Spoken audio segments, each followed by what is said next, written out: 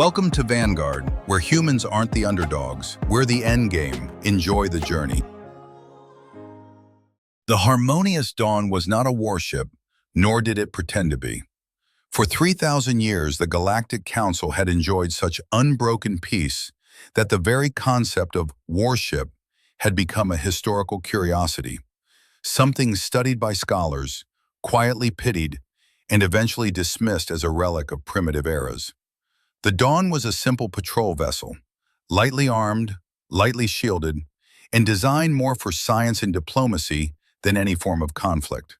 For Captain Tamman, its calm routines had long become the rhythm of his life. It was during one of those tranquil mornings that the universe decided to change forever. At exactly 0600 hours, the Dawn's alarm systems erupted into sharp, pulsing beeps that cut through the quiet like blades. Captain Tamman paused mid-sip, lowering his morning beverage with deliberate care. He glanced around the bridge as officers looked up from their posts, confusion already settling behind their eyes. The Dawn never sounded alarms. The Council's borders were quiet. The galaxy was predictable. "Report," Tamman said, his voice steady despite the tightening in his stomach. HFY, his communications officer, was already gliding across her console with long, practiced fingers. Her elegant motions stuttered for the first time in his memory. "Captain," she murmured, her brow creasing, "we are picking up an unknown energy signature, extremely large. In fact," she swallowed, "it's enormous. I don't have anything in the registers that matches this output." A chill prickled Tamman's spine. In 20 years of service, he had never encountered an unknown signature. Every star, ship, station, and anomaly in council space was cataloged meticulously. That was how peace was maintained, through omniscience, surveillance, and predictability. And yet something was out there, something big. "Show me," he ordered. The main screen flickered, then resolved into a data representation, hovering near the distant glow of the Velcor Nebula. The signature pulsed like a controlled star, impossibly dense, impossibly strong. "Energy output comparable to a small star," HFY had said, and she was not exaggerating. But stars did not move. Stars did not alter their vectors. Stars did not close in on patrol ships. "Is it a ship?" asked Dune, his young tactical officer. Her voice trembled despite her best efforts. "If it is," HFY whispered, "then it's unlike any ship this galaxy has ever documented." Tamman took a slow breath. "Distance? 12,000 kilometers, Dune replied, closing fast. The captain's jaw tightened. "Battle stations, raise shields, begin transmitting a greeting on all standard council frequencies." The bridge transformed instantly, quiet efficiency replacing shock. The Harmonious Dawn was not built for war, but its crew trained with disciplined consistency. They moved like people who had never known fear because they had never been given a reason to. As the signature grew stronger, the bridge lights dimmed briefly from the power draw of the shields activating. Then space tore open. The tear was silent, but every soul aboard felt it. A ripple in the fabric of reality, a shimmering distortion yawning wide like an open wound. From it emerged a structure of metal and shadow, swallowing starlight as if feeding on it. The Dawn's bridge fell silent. 4 kilometers of armored darkness slid out of hyperspace, draped in jagged plating, riddled with weaponry, its sheer presence radiating purpose. War. Real war. Every surface of the Leviathan bristled with cannons, missile pods, bulging turrets, and strange weapon arrays Tamman had never seen before. Scars and impact marks streaked across its hull, remnants of battles fought and survived. Not museum scars, not ceremonial restorations. Fresh scars. "That," Dune breathed, "is a warship." No one contradicted her. The Council had banned warships millennia ago. Nothing in space should have looked like this. Nothing should have survived looking like this. HFY's voice cracked. "Captain, there are no Council records of anything even close to this design. No species is authorized to build military craft on this scale. It shouldn't exist." "Yet," Tamman whispered, It does. Before he could speak further, Hyawan flinched. Captain, they're scanning us. Actively. Very strong sweep. They are seeing everything. Crew complement, shield frequency, internal layout, everything. Let them, Tammin said softly. We have nothing to hide. For 30 agonizing seconds, the dawn lay beneath the gaze of a titan. Then the comms panel lit up. Hyawan jumped. Captain, incoming transmission. Put it through. Static surged across the bridge, followed by a voice speaking in a sharp, unfamiliar language. Hard consonants, clipped syllables, a tone that vibrated like steel scraping stone. But even as they listened, the voice shifted, refined, adapted. Within seconds, it spoke flawless council standard. Unknown vessel. This is the TFS Indomitable, Terran Federation Navy, 3rd Expeditionary Fleet. Identify yourselves and state your intentions. Tammin's mind spun. Terran Federation Navy Fleet. Impossible words. Alien words. This is Captain Tammin of the Galactic Council patrol vessel, Harmonious Dawn, he said, forcing calm into his tone. We are on a peaceful survey mission. We mean you no harm. He hesitated, then asked the question gnawing at him. What is Terra? What is the Terran Federation? A pause. Subtle, but telling. Tammin could almost sense confusion on the other side. You do not know Terra? The voice asked. You do not know Earth? Humanity? No, Tammin admitted. Your species is unknown to us. Your technology is unknown to us. Another pause, this one longer. Hushed. Calculating. Stand by, Harmonious Dawn. We are scanning your vessel to confirm you pose no threat. Do not be alarmed. Too late for that, Tammin thought. His tactical officer's board lit with new data. Captain, the Indomitable's weapons are powered but not locked. They are holding position, waiting. The scan concluded. A moment later, the human voice returned, calm, controlled, almost courteous. You are confirmed as non-hostile. We apologize for the intrusion. First contact protocols require us to ensure our safety. Tammin blinked. I understand, he said, though he didn't. What brings you to this region? He asked. We are tracking a threat, the human answered. Our long-range sensors detected a Class Alpha hostile entity in the nebula. Dune's face drained of color. A Class Alpha? Captain, is it the Void Reaver? Tammin muted the channel instantly, turning toward her. Has to be, she whispered. There's nothing else that classifies as alpha level in this sector. The Void Reaver, the nightmare that had destroyed 17 colonies, that had annihilated 23 council fleets, that could not be reasoned with, that could not be stopped. Tammin reopened the channel. His voice was steady only by training. Human ship Indomitable. When you say you are hunting this threat, do you mean tracking it? Negative, Harmonious Dawn. The human voice hardened, sharpening like a blade drawn across stone. We are not tracking it, we are hunting it, to destroy it. Tammin's composure cracked. That's impossible. The Reaver cannot be destroyed. Our scientists... With respect, Captain, the human interrupted, your scientists are wrong. We have already destroyed 4. Silence fell so heavy the air felt thick. 4. A machine that had carved through council space like a god of war, and these humans had slain 4. Then the human officer spoke again. Our captain requests your presence aboard the Indomitable. We propose diplomatic exchange. We guarantee your safety. Tammin stared at the colossal warship dominating the screen. This first contact was unlike any recorded in council history. A species unknown. A warship forbidden by every treaty. A power unmatched by anything in council space. And a calm invitation from the very edge of the impossible. Tammin's heart pounded, but his decision came with clarity. We accept your invitation, he said. Myself and 2 senior officers will come aboard within the hour. Excellent, Captain Tammin. Coordinates are being transmitted. A pause, then. Welcome to humanity's ship of war. The transmission ended, leaving the bridge in stunned silence. Tammin inhaled slowly, absorbing what had just unfolded. Somewhere deep within him, beneath his training, his caution, his fear, curiosity burned bright. This moment would reshape history, and the galaxy had just met a species that still remembered how to fight.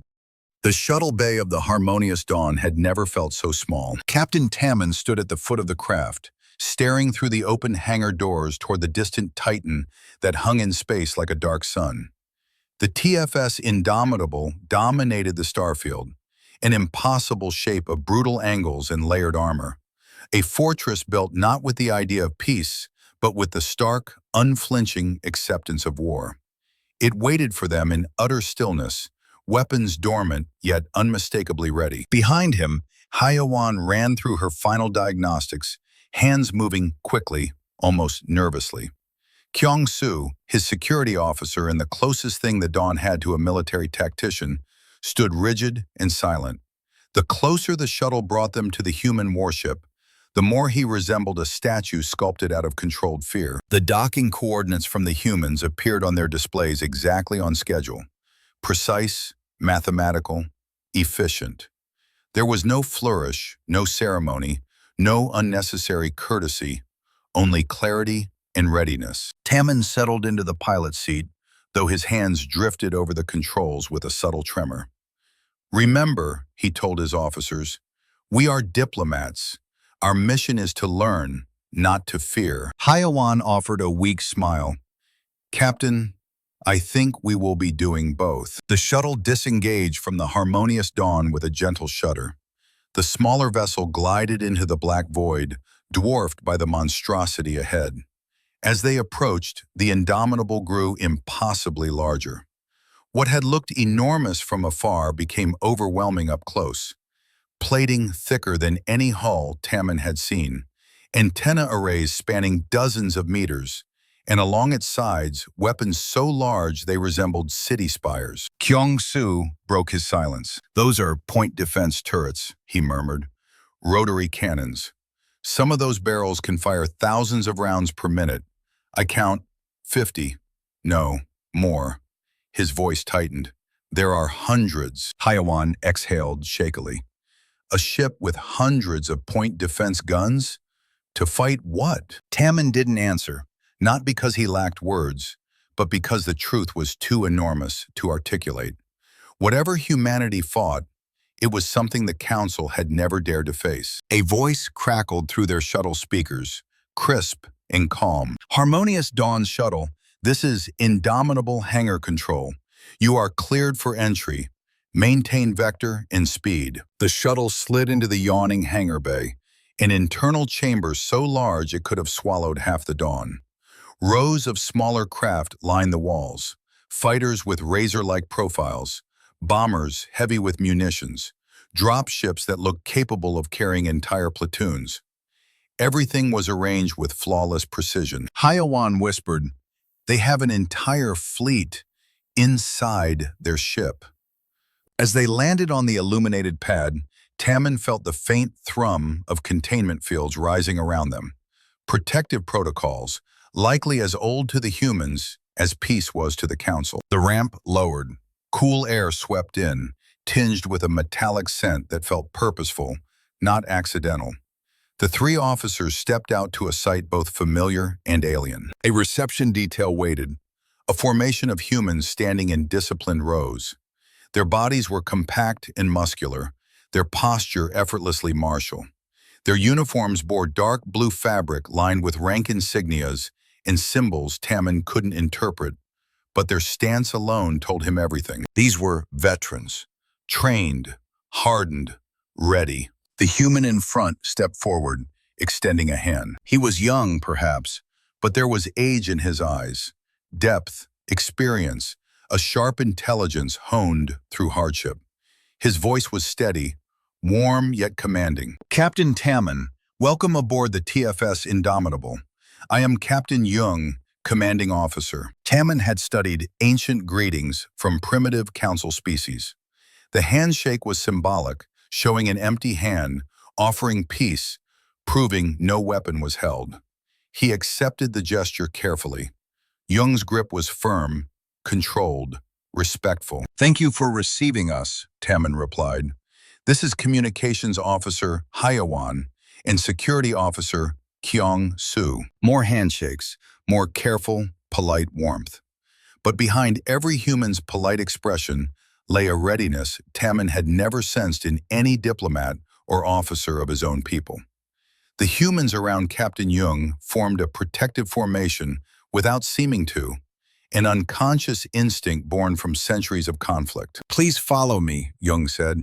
"I'll give you a tour, and then we will speak in my ready room." The corridors they entered were wide, tall, and built from dense metal composites the dawn could never have supported. Their footsteps echoed through hallways designed for rapid deployment, emergency lockdowns, and heavy traffic. Bulkheads were numbered and reinforced. Hatches looked like they could withstand bombardment. Kyung-soo reached out to brush a wall. "This material, this level of density, Captain, this ship's hull is thicker than most Council planetary bunkers." Jung nodded without slowing. "We build to survive. Anything less would get good people killed." They passed transparent viewports that revealed different sections of the interior. Armored vehicles stored like tools in a chest, rows of maintenance drones crawling across machinery, and engineering conduits pulsing with controlled energy. "How many crew do you carry?" Kyung-soo asked. 4,216, Jung answered, "including 800 Marines." Hyawan visibly startled. 800 soldiers? On one ship? Jung offered a faint smile. "A ship needs to defend itself. And sometimes we board hostile vessels. Marines train for every scenario." They turned a corner into a massive chamber filled with clanging metal and heavy breathing. Humans ran on treadmills, lifted enormous weights, sparred in circles, practiced throws and grapples. Their faces glistened with sweat, their movements fluid and efficient. Hyawan whispered, "Your crew trains for combat daily?" "Physical readiness is mandatory," Jung said. "A fighting force is only as strong as its weakest link." Tammin's people had long abandoned physical combat. Seeing an entire crew willingly push their limits stirred something unfamiliar, a strange mix of awe and unease. The next area chilled him further. The armory. Weapons of every size lined the walls, sleek, brutal designs filled with deadly potential. Larger racks held rifles with integrated smart systems. Heavy cases protected explosive devices. Entire walls were devoted to spare parts, magazines, and replacement components. Kyung-soo stared with scholarly fascination. "This armory could equip a small army." "It does," Jung replied. "Our Marines." They continued through the engineering deck, where massive reactors hummed, giant constructs of spinning energy and stabilizers that radiated power. Even the energy signature felt alive. "This ship," Tammin murmured, "produces enough power to operate a small moon." "A small city," Jung corrected, "but your estimate is flattering." The bridge was the heart of everything, a wide command center filled with stations manned by disciplined officers. The main screen showed the harmonious dawn floating like a fragile ornament in the distance. "This is where we handle navigation, weapons, shields, sensors," Jung explained. "Please observe freely." Tammin studied the weapons console, an array of controls more complex than his entire bridge. The human officer stationed there, a woman named Jin Woo, rested her hands lightly on the panel, as if ready to unleash destruction with the softness of a pianist touching keys. "How many weapons does your ship carry?" Tammin asked. Jung gave a polite smile. "That information is classified, but we are equipped to handle any threat that exists in this sector." The diplomatic phrasing did nothing to soften the truth. The Indomitable was not merely a ship. It was an apex predator. They moved on, eventually reaching a corridor lined with reinforced windows. Inside the room beyond, armored humans moved in tight formations, practicing breach maneuvers on mock enemy corridors. "What are they training for?" Hyawan asked. "Boarding actions," Jung said simply. "Close quarters combat, hostile ship seizure, worst-case scenarios." Kyung-soo shook his head in disbelief. "You still fight? Person to person? With your hands? If needed, Jung replied. Technology fails. Guns jam. But a trained Marine is never helpless. Finally, he guided them into a smaller room, his ready room. Decorations lined the walls, images of human ships, medals, plaques bearing symbols of campaigns. Not to boast, but to remember. Please sit, Jung said. You must have many questions. As they settled, Tammen felt the weight of the entire galaxy pressing against his chest. He didn't know what terrified him more, their power or the realization that every human he had met so far wielded that power with discipline and purpose. What kind of species builds ships like this? He whispered internally. The truth would come in time. For now, they were standing inside the heart of something that had survived 4 void reavers, and humanity had only just begun to reveal itself. For the first time since boarding the Indomitable, Captain Tammen felt a moment of calm. In Captain Jung's ready room, the lights were soft, the seats surprisingly comfortable, and the air temperature adjusted perfectly for council physiology. If not for the constant low hum of enormous reactors beneath the floor, the room could have belonged to a diplomat's home on a peaceful world. But that illusion shattered the moment the alarm blared through the ship. A sharp, rising tone vibrated through the walls. Jung's expression shifted instantly from cordial host to commander of a warship. He stood in one fluid motion. Captain to the bridge, a voice snapped through his comm. We found the target. Jung turned toward his guests. The Void Reaver, he said. It has emerged from nebula cover. Come with me. You need to see this. There was no hesitation in his voice, only certainty. No fear, no doubt, just resolve. Tammen followed him at a quick pace, Hyawan and Kyung-Soo close behind. The corridors that had felt imposing before now pulsed with purpose as crew members sprinted to their stations, hands moving with perfect synchronization. There was no shouting, no panic, only the efficient momentum of people who had done this many times before. When they reached the bridge, the sight waiting for them stole the breath from Tammen's lungs. On the main screen, drifting out of the swirling mists of the Velcor Nebula, came a nightmare. The Void Reaver, a monstrous construct of dark, twisted metal, 6 kilometers long, crawling with weapon mounts like tumors. Its structure seemed chaotic at first glance, but repeated recordings had taught Council scientists that its design was anything but random. Every plate, every angle, every protruding weapon served a function. A death machine, ancient, automated, relentless. An artifact of a long-dead species whose name had been lost to time. And now, it had found the Indomitable. Tammen felt Hyawan grasp his sleeve, her hand trembling. Captain, that thing destroyed 23 fleets. Kyung-Soo's face was pale. We need to retreat. Now.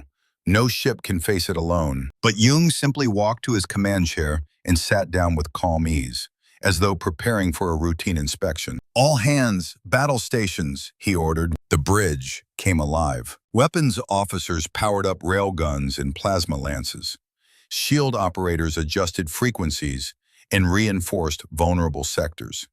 Navigation officers ran simulations at astonishing speed. On the main display, the Void Reaver moved with horrifying grace, as if gliding rather than flying, its weapon ports glowing with rising energy. Distance to target? Jung asked. 8,000 kilometers in closing, replied the navigator, Mi, her hands sliding across the controls. Estimated contact in 90 seconds. Weapon status, Jung said. Jinwoo, seated at the weapons array, didn't look up. All railgun batteries charged, plasma lances online, missile pods loaded and ready. Point defense active. We are weapons-free, Captain. Shields? At full power, called another officer. We can reinforce critical sectors on your command. Dune, back on the Harmonious Dawn, had once said that the Reaver's weapons didn't just destroy, they unmade. They vaporized ships, cut through shields like paper, and left nothing behind.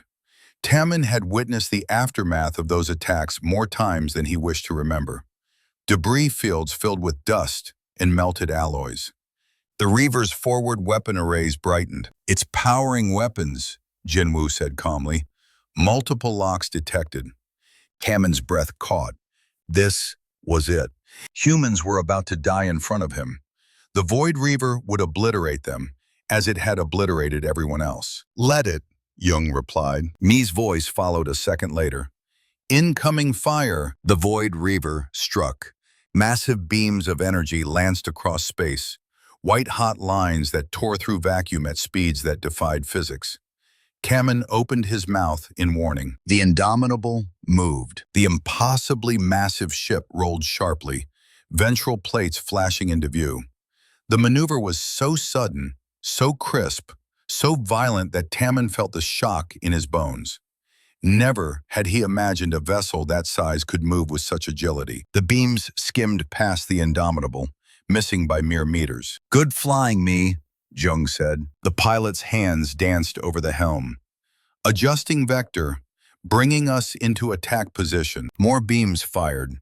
More impossible dodges followed. The Indomitable twisted, slaloming through death, reading the Reaver's firing patterns with terrifying precision. "They're maneuvering like a fighter craft," Haewan whispered. "How is this possible?" "It shouldn't be," Kyung-soo muttered. "But it was." "Distance 4,000 kilometers, Mi announced. "Railguns in range," Jinwoo confirmed. "Fire when ready," Jung ordered. The ship shuddered as railguns fired. The sound reverberated through the hull like thunder. Each tungsten round was accelerated to a fraction of light speed, fired with the force of a meteor strike. The projectiles reached the Void Reaver in seconds. Its shields flared, bright and violent, absorbing the impact but not without strain. The machine returned fire with renewed ferocity, flooding the area with destructive beams. "Shields holding," the defensive officer reported. "Minor fluctuations, compensating." "Continue firing," Jung ordered. "Railguns, sustain barrage. Plasma lances, fire as soon as we clear the helm arc." The scene can only be described as choreographed violence. The Indomitable circled the Reaver, firing in relentless rhythm. Railguns hammered, plasma lances carved blazing trails. The ship weaved through incoming fire like a duelist dancing around a giant's blows. Kammen's mind reeled. The Council had never fought like this. They attacked the Reaver with brute force, full fleet bombardments, all ships firing simultaneously in desperate hope. Humanity's method was different, cleaner, professional, surgical.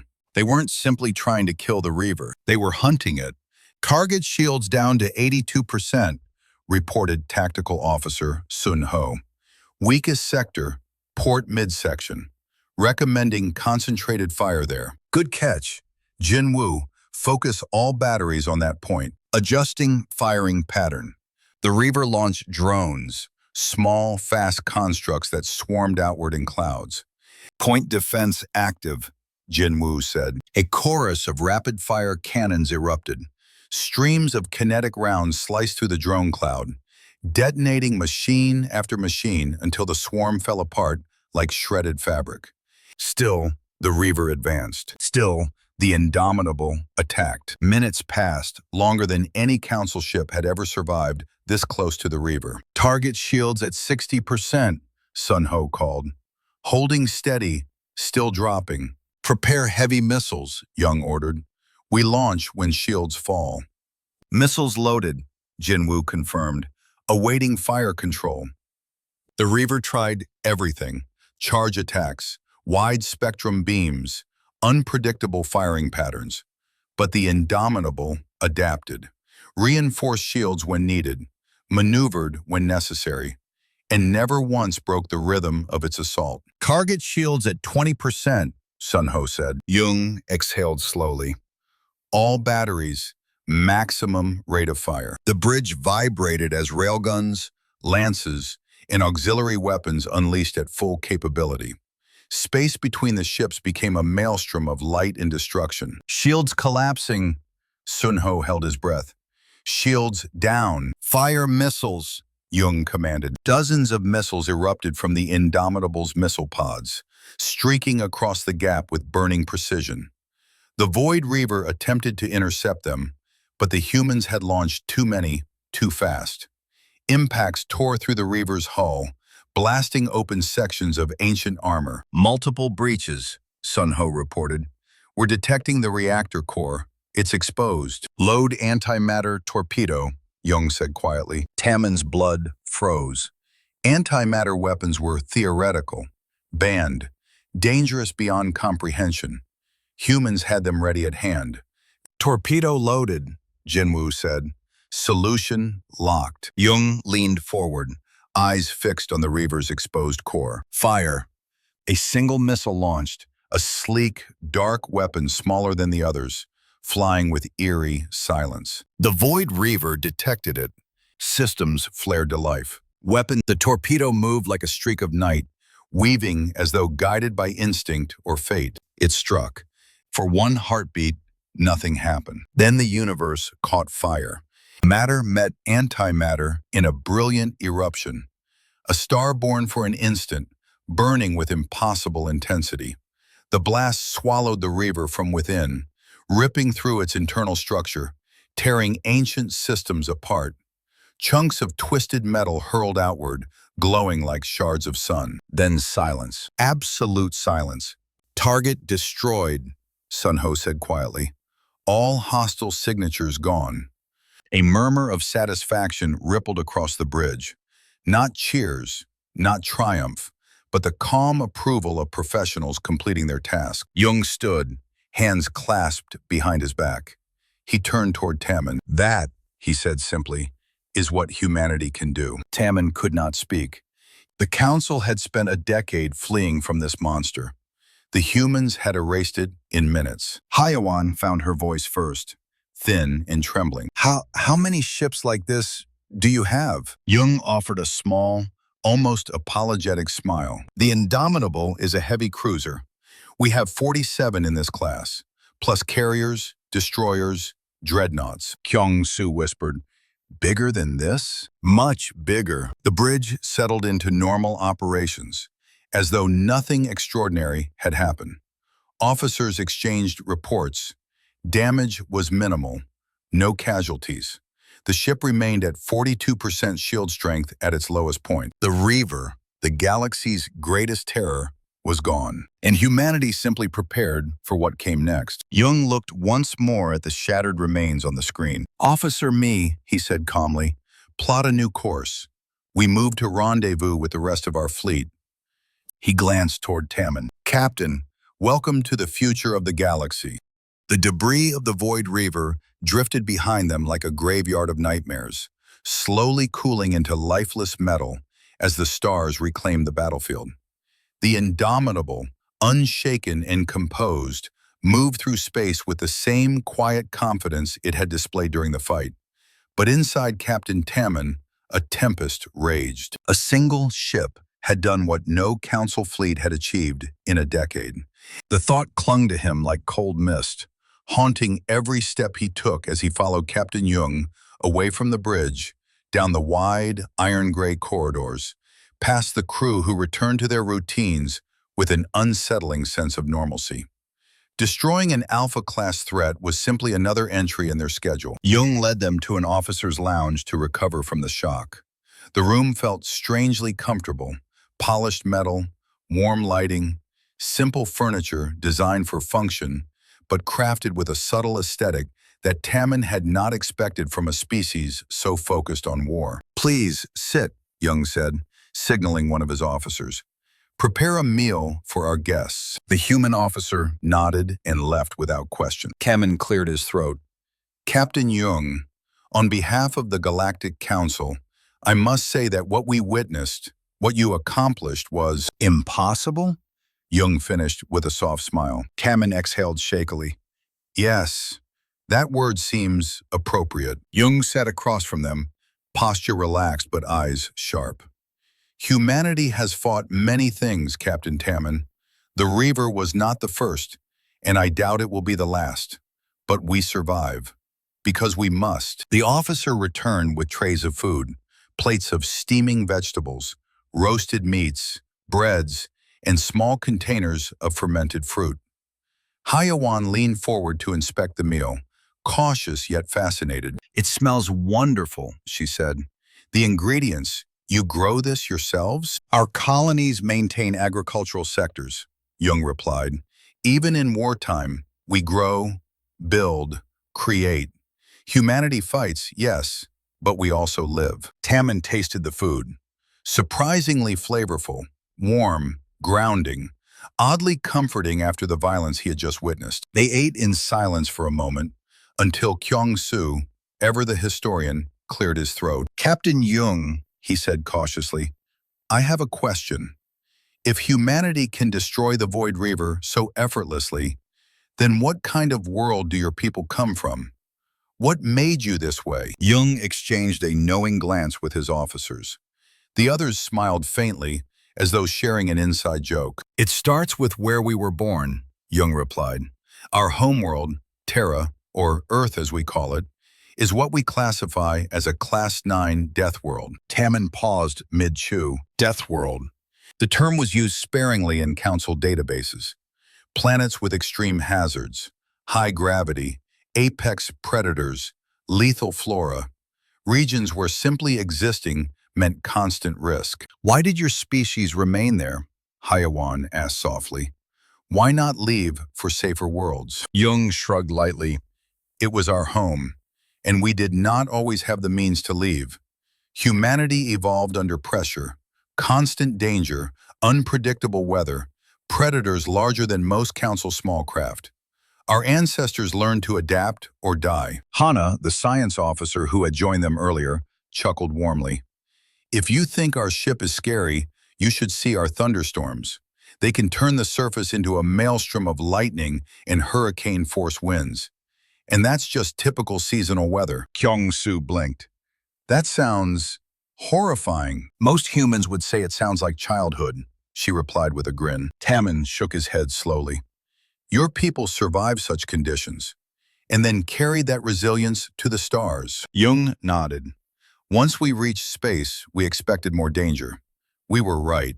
The galaxy beyond the Council's borders is not peaceful. We met species who attacked us on sight, others who tried to enslave our colonies, and some who simply saw us as prey. And you fought them all." Kyung-soo's tone was flat, reverent, and deeply unsettled. "And survived them all," Jung said, "because peace means nothing unless you can defend it." The meal continued with more stories, tales of humanity's early colonies facing pirate raids, hostile species, catastrophic accidents, and internal rebellions. But what stunned Tammin most was that every story followed a similar rhythm: disaster, struggle, survival, rebuilding. It was a cycle written into the marrow of their species. Later, Jung escorted them to a different sector of the ship, a space reserved for archives, records, and historical logs. When they entered, Kyung-soo immediately gravitated toward the nearest terminal. "Captain," he whispered, "I would like to study your history, if that is permitted." Jung nodded. "Of course. Humanity does not hide our past. We believe in learning from it." Kyung-soo's fingers danced across the interface. File after file appeared.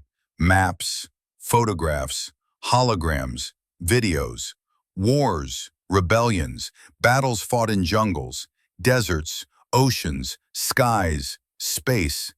Cities destroyed, rebuilt, destroyed again. Empires rising and falling. A timeline that spanned thousands of years. He paled. "My ancestors taught me," he murmured, "that war was a shameful relic of primitive minds, that violence was erased from our people to make us better." Jung placed a hand gently on the display, showing a ruined city from Earth's nuclear age. The devastation was horrifying. Ash, twisted metal, burned earth. "This," Jung said quietly, "is Hiroshima, humanity's first experience with atomic destruction." Hayawan covered her mouth. "You preserved this?" "We remember," Jung replied, "so we never repeat it." Tammin felt something shift inside him, a deep, humbling recognition. The Council had erased its violent past, sealing away every record. Humanity had embraced theirs, confronting it, analyzing it, and growing stronger through the memory. Kyung-soo scrolled further. World wars, nuclear standoffs, civil wars, Mars rebellion, the Titan incident, the Outer Rim conflicts, first contact wars. His breath trembled. You have never stopped fighting. Jung's expression carried neither pride nor shame, only truth. We fought because we needed to survive. We fought because the alternative was extinction.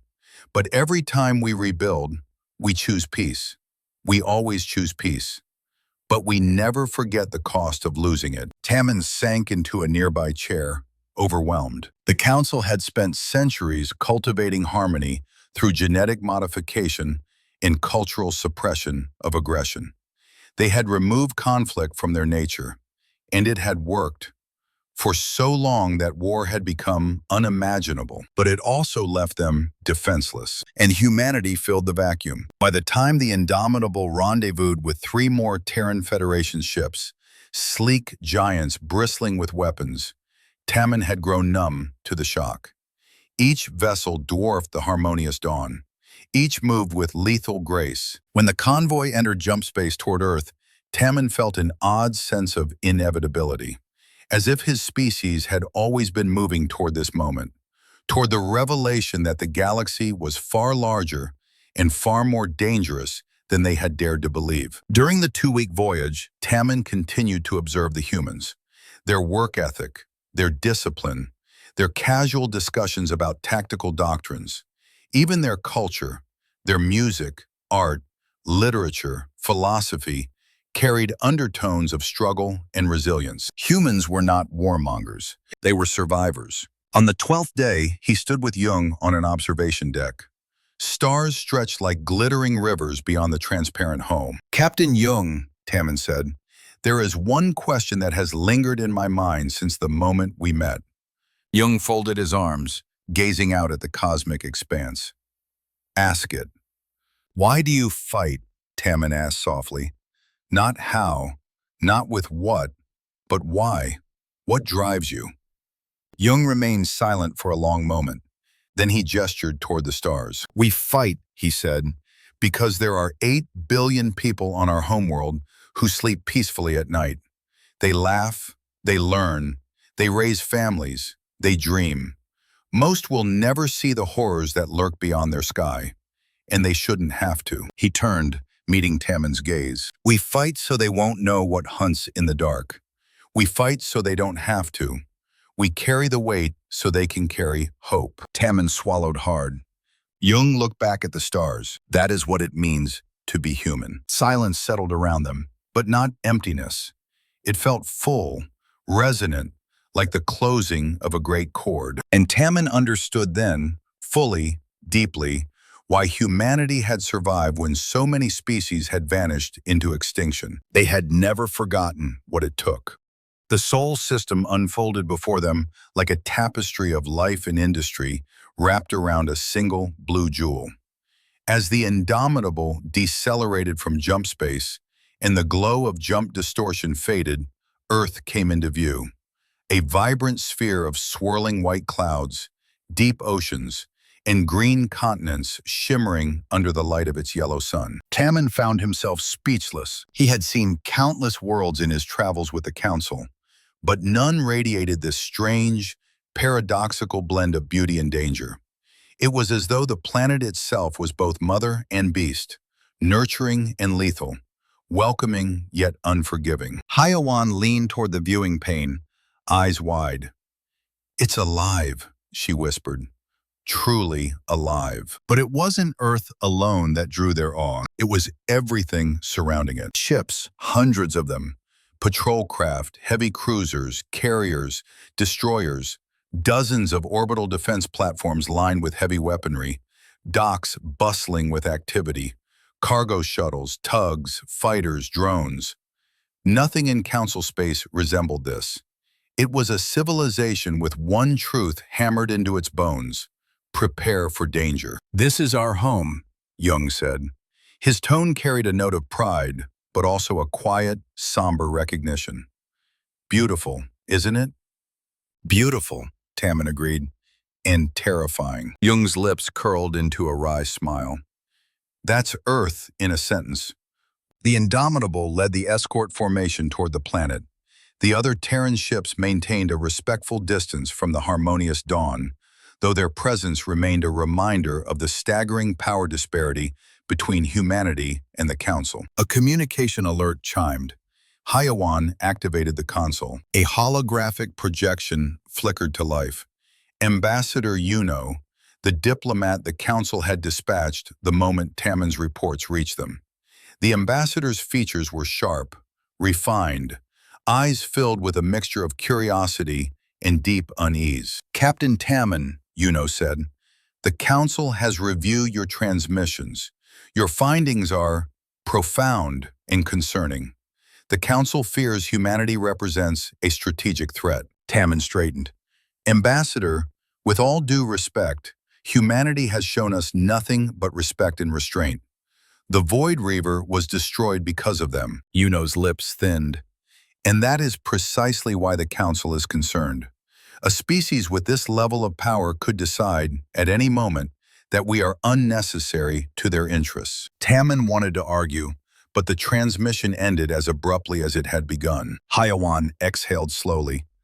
They're afraid. Of course they are, Kyung-Soo murmured. Fear is the natural response when your entire worldview is shattered. Jung led them toward the shuttle bay once more. Ambassador Yuno will join us briefly for the landing. She wishes to make formal contact with our government. I hope she approaches this with wisdom, Tammon said carefully. Jung's expression betrayed nothing. When their shuttle descended through Earth's atmosphere, the sight below struck Tammon with a force that nearly overwhelmed him. Massive mountain ranges carved into jagged silhouettes by time and tectonics. Forests stretching endlessly like emerald seas. Clouds swirling in violent, magnificent formations. Oceans vast enough to swallow entire Council archipelagos. HFY pressed both palms to the glass. How do you survive a world like this? Jung chuckled. The better question is, how did we ever survive leaving it? Lightning flickered beneath them, illuminating the edges of a distant storm system. The shuttle banked smoothly away from the turbulence, the autopilot adjusting its trajectory with practiced familiarity. Those storms, Jung said, following HFY's gaze, can sink our largest ships. And those mountain ranges? They've claimed thousands of climbers. The forests host predators that, well, let's just say you wouldn't enjoy meeting them. Tammon shook his head. Your world should have killed you before you ever reached the stars. Jung's eyes softened. In a way, it forged us instead. Their destination was New Geneva, a sprawling city of gleaming towers, rivers, and verdant parks. Despite knowing humans were heavily militarized, Tammon found no visible signs of weapons, no guard towers, no patrol droids, no armored personnel carriers, and that unsettled him more than if he had. Jung caught his expression. Don't worry, the defenses are there. You just don't see them. Humanity learned long ago that a peaceful city does not need to look like a fortress. A delegation waited outside a white, marble-like government complex. Ambassador Yuno had arrived earlier, descending with the grace befitting a Council diplomat.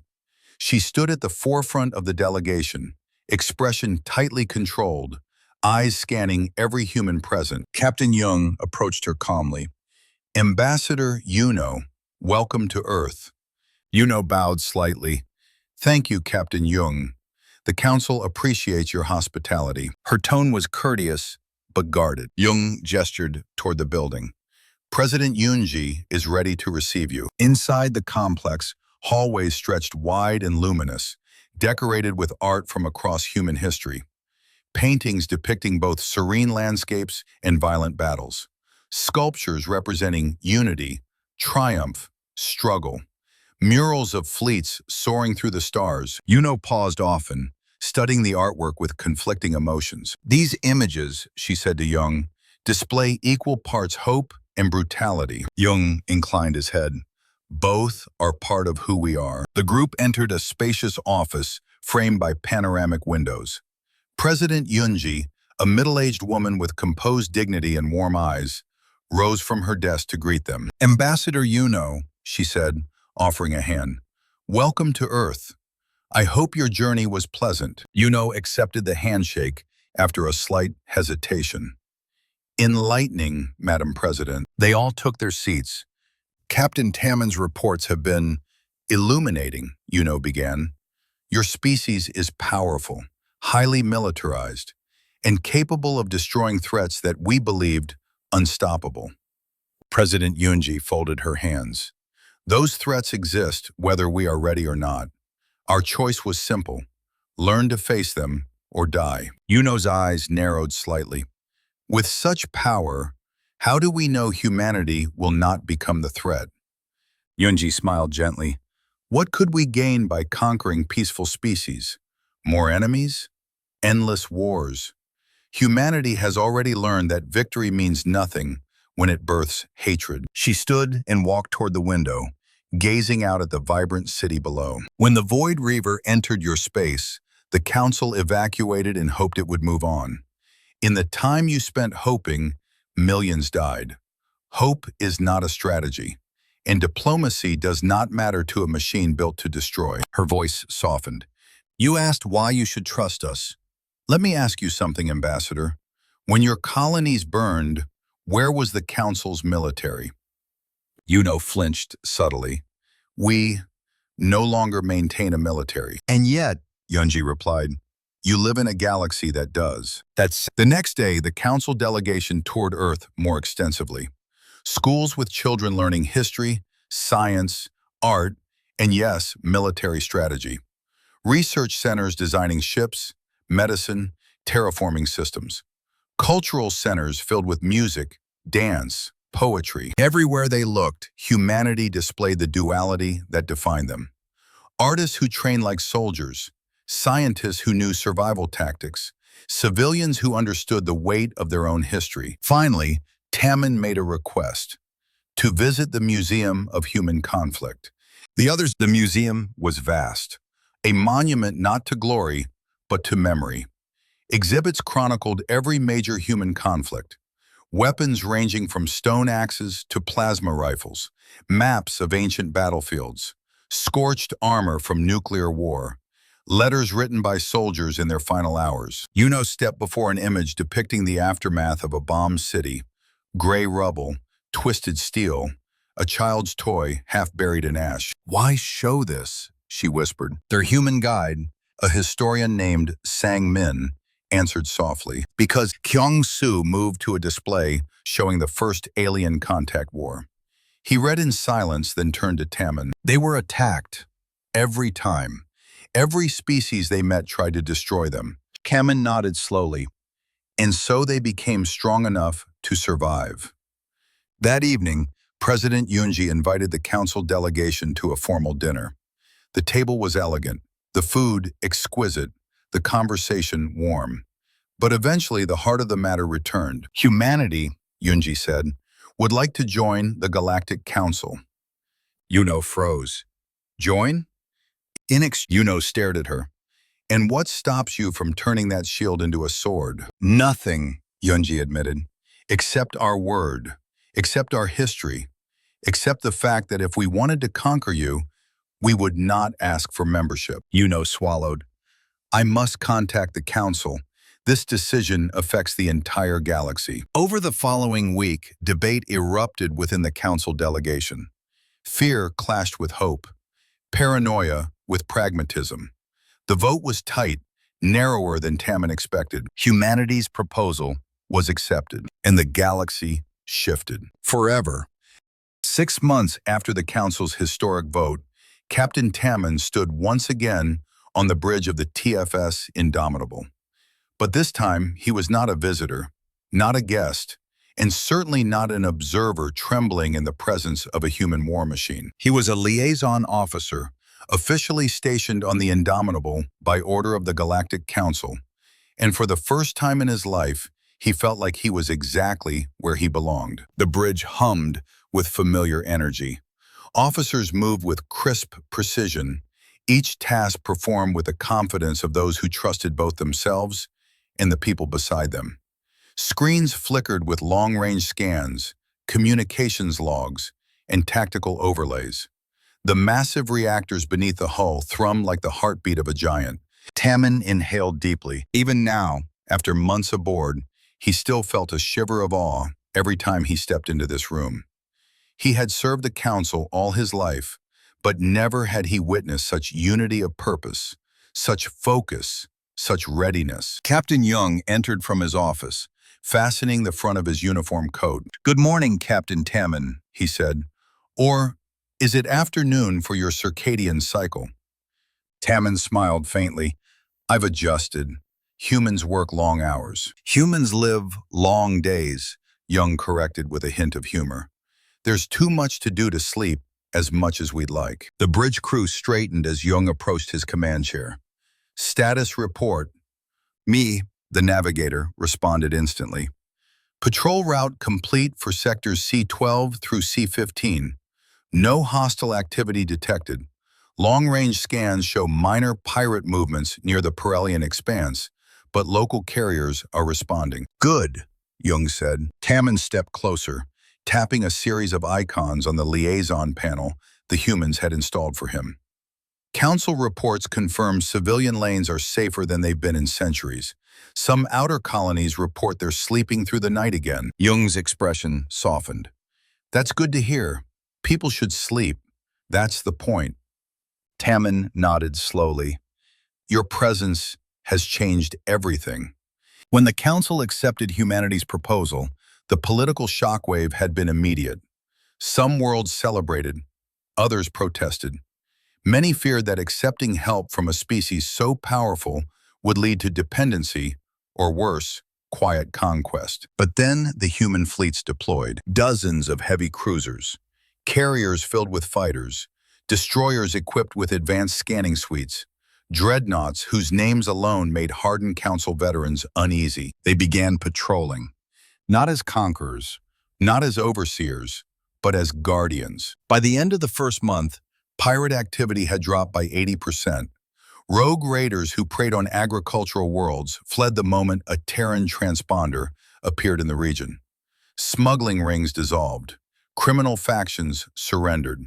Some asked to join the Terran Federation, believing it safer. As Jung said, fear was not the goal, but it was an effective deterrent. More importantly, the Void Reavers, once thought unstoppable, were disappearing. Systematic extermination. Human fleets hunted them tirelessly. Heavy cruisers tracked their energy signatures. Dreadnoughts deployed deep penetration probes. Carriers launched coordinated assaults that shattered the ancient machines with overwhelming precision. In 6 months, 5 more Reavers had fallen. The Council's nightmares were ending. Tammin would never forget the moment the first Council world sent a message of gratitude. Small colony, population barely 10,000. Their message had been simple. "For the first time in years, our children are not afraid." That was the day his doubts evaporated. A proximity alert chimed. Me checked her displays, picking up a signal on long-range sensors. Energy emissions consistent with Void Reaver-class constructs. The bridge tightened instantly, but not in fear, in focus. Tammin approached the main screen as the sensor data resolved into a silhouette. Another Reaver, larger than the one they had fought before. "Trajectory?" Young asked. "On course toward Council Colony World Alpha 7, Me said grimly. "Estimated arrival in 40 hours. Tammin's throat tightened. Alpha 7 was a peaceful agricultural colony, barely defended, no fleet presence, no orbital protection platform. He turned to Jung. "If we do not intercept..." "We're intercepting," Jung said before he could finish. "Plot a jump." Me's fingers flew across the controls. The Indomitable adjusted course, and the stars outside the viewports shifted. "Fleet Command has authorized us to engage," Jinwoo added. "Other units can join if needed, but we are the closest." Tammin nodded, remembering all too well what would happen if they failed. Jung glanced at him. "Captain, will you join us on the bridge for the engagement?" Tammin exhaled slowly. "There is nowhere else I would rather be." Jung smiled faintly. "Then let's get to work." The ship entered pre-jump formation. Energy collected around its hull in shimmering arcs as the drive built toward threshold. Tammin steadied himself, though he had begun to grow used to the uncanny sensation of human jump technology. Instantaneous, directional, and far more precise than anything the Council understood. "Jump in 3, me announced. 2, 1, reality folded. The Indomitable vanished. Moments later, space unfurled around them again, this time in the shadow of a dying star, its faint orange glow illuminating the monstrous silhouette of the new Void Reaver as it crawled toward Alpha 7. The Reaver was colossal, easily 7 kilometers long, its plating thicker, its weapon arrays more numerous. It rotated slowly toward them, its targeting systems awakening in a cascade of red lights. Tammin felt his breath hitch, but the humans remained calm. "Battle stations," Jung ordered. "Prepare for engagement." Weapons charged, shields hummed, pilots adjusted vectoring thrusters. Marines prepared for potential boarding contingencies, even though no one had ever successfully boarded a Reaver. Tammin watched the humans work, and something inside him shifted. Admiration, respect, and something deeper, something like gratitude. He realized he no longer felt fear, not because the Reaver was any less terrifying, but because humanity was here. The Reaver fired first. Massive beams streaked across space, white-hot and world-ending. Me rolled the ship. The Indomitable slid between beams with impossible agility, hull glinting with reflected energy. "Railguns," Jung commanded. Jinwoo fired. The barrage thundered, flashes of kinetic light punching into the Reaver's shields. Plasma lances carved through the void in blinding arcs. Missiles soared in tight formations, each one locked onto the Reaver's fluctuating weak points. The Reaver retaliated, its beams thicker, its drones more aggressive, its algorithms more adaptive than the previous model. But the Indomitable matched it. No panic, no hesitation. Every maneuver perfect, every attack calculated, every movement coordinated. Tammin realized that the humans were not just warriors, they were masters. After 20 minutes, Sunho reported shield degradation on the Reaver's ventral axis. "Prepare heavy missiles," Jung said. Jinwoo nodded. Loaded. Minutes later, the Reaver's shields collapsed. "Antimatter torpedo ready," Jinwoo announced. "Fire," Jung said. The torpedo streaked forward, a small, dark shape carrying the weight of 1,000 lost colonies. It struck the Reaver's exposed core. The explosion was silent, but brilliant. Another newborn star blooming briefly in the dark. Then the Reaver died. The bridge exhaled. Officers exchanged nods. No cheering, only quiet satisfaction. The work was done. Tammin stood motionless, absorbing the moment. Jung approached him. "This is why we build ships like ours," he said softly.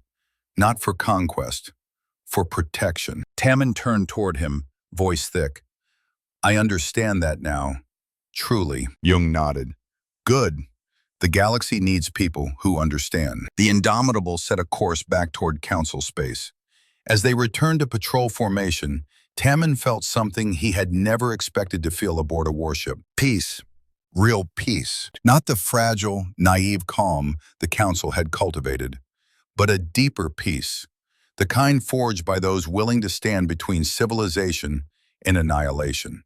Days later, the colony of Alpha 7 sent a message of thanks to the Indomitable. The colonists filled the screen, farmers, children, teachers, workers, all waving, smiling through tears, holding handwritten signs expressing gratitude in shaky lettering. One child stepped forward. "Thank you for saving us." The bridge fell silent as the message ended. Jung closed his eyes briefly. "That," he said, "is why humanity fights." Tammin looked around the bridge. The disciplined officers, the hum of the ship, the stars stretching endlessly toward the unknown. And he knew, with a certainty deeper than any he had ever held, the galaxy was safer because humanity existed. And humanity did not fight because they loved war. They fought because they loved peace enough to defend it. With their lives, with their strength, with their indomitable will. The stars had gained a guardian, and the darkness had gained something to fear.